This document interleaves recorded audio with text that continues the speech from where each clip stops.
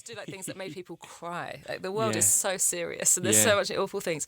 And I think the only stand-up I'd seen I'd thought was very, and I'd never seen any live comedy, but stand-up to me, if I'd had to draw you a picture, was just misogyny. It was Right. misogyny, it was ageism, it was attacking the weak, it was...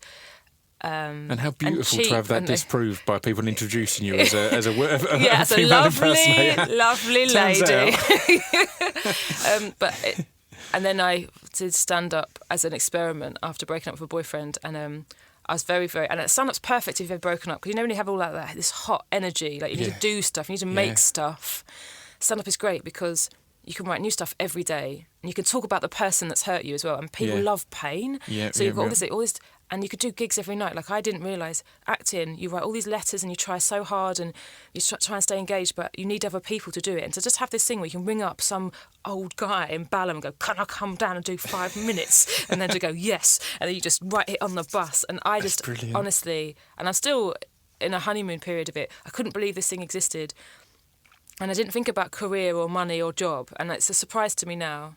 But it took a while to go, oh, actually, this is my... And the fact that I pay my rent from it, and it's so exciting, I don't have a proper job. Yeah. And that's what I kind of work out, is how much longer I've got until I would have to temp again. Yeah.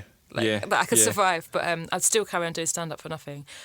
And now so much... That's what I really respected, the form of it. Like, it felt like a proper craft where you're never going to be good enough. You're always going to be a little bit better, a slight bit better. Can you think of anyone that kind of opened you up to the quality of it? Like, whereas your thoughts were that it was just this misogynistic thing that suddenly made you go, oh, actually, this isn't number one easy, and this isn't, it isn't an art form. That's it. When I first was looking at people just reading off pads, that's what made me really excited, is that I thought stand-up was improvised. I hadn't realised there was a craft in how people structured it. Yeah. I think the people I've been aware of, maybe like Harry Hill or Jack D, I thought they were improvising. Right.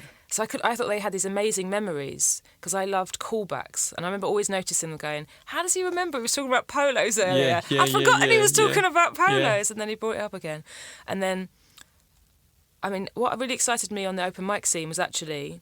Because I'd always really liked Speaker's Corner as a concept. Yeah. That the idea that there's this place, as long as you didn't insult the monarch or incite a riot, you could say whatever you like. Yeah. And I really thought that was a really amazing thing, that we still have that and that it still exists. And that's what open mic was, because no one was getting paid. Some people said horrific things, but some people said brilliant things. Yeah. And 6 people were listening. And I just felt like, this is what I wanted. Society's having a conversation with itself. Like, people are actually saying what they believe here. Yeah.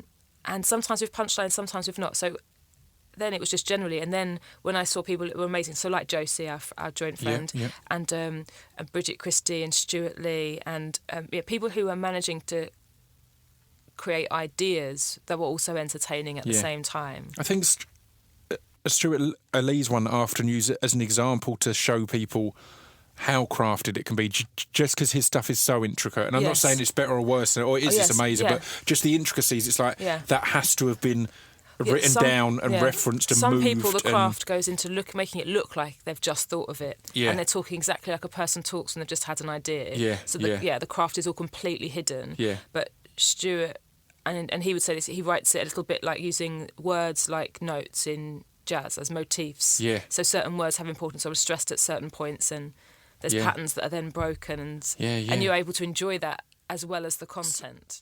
So did you find... This piece of fiction is the intro to distraction pieces. This piece of fiction is the intro to distraction pieces. This piece of fiction is the intro to distraction